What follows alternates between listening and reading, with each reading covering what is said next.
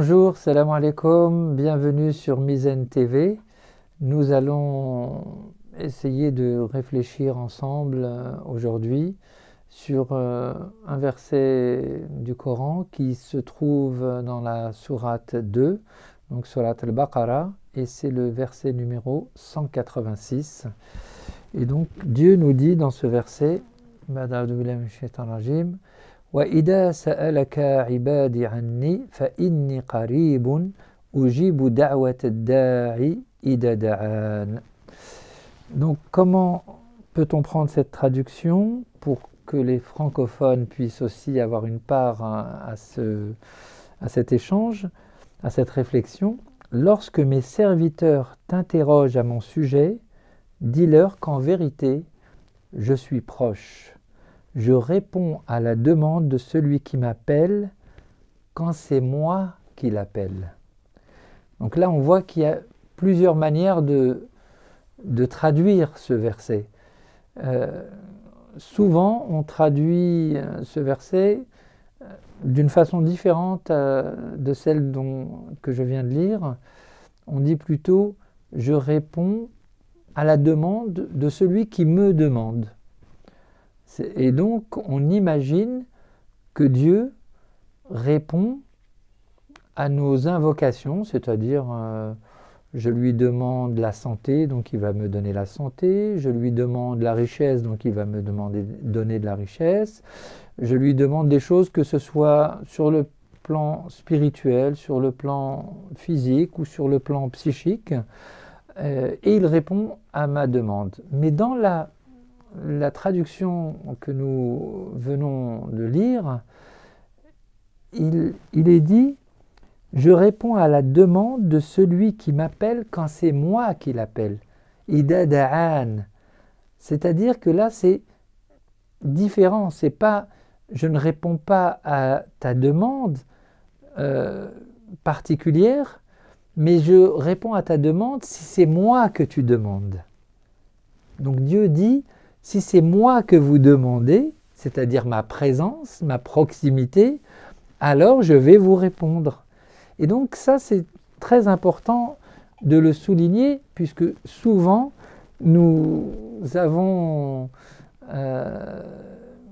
l'habitude de parler avec Dieu comme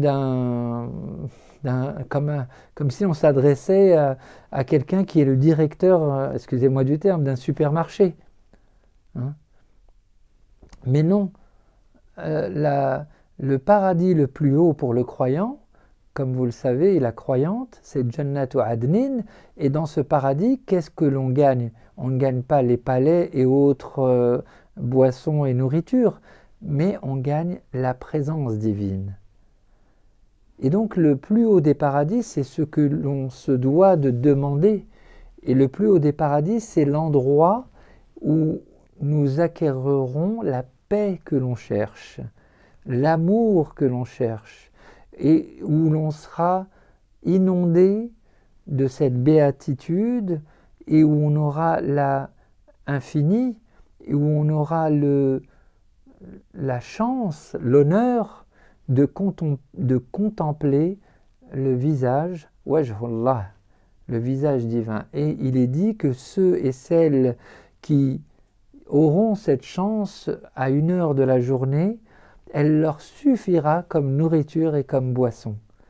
Donc comme le dit Sayyida Rabi'a al-Adawiya, ce n'est pas par peur de ton enfer que je t'adore, ni par espoir pour ton paradis, mais pour ce que tu es.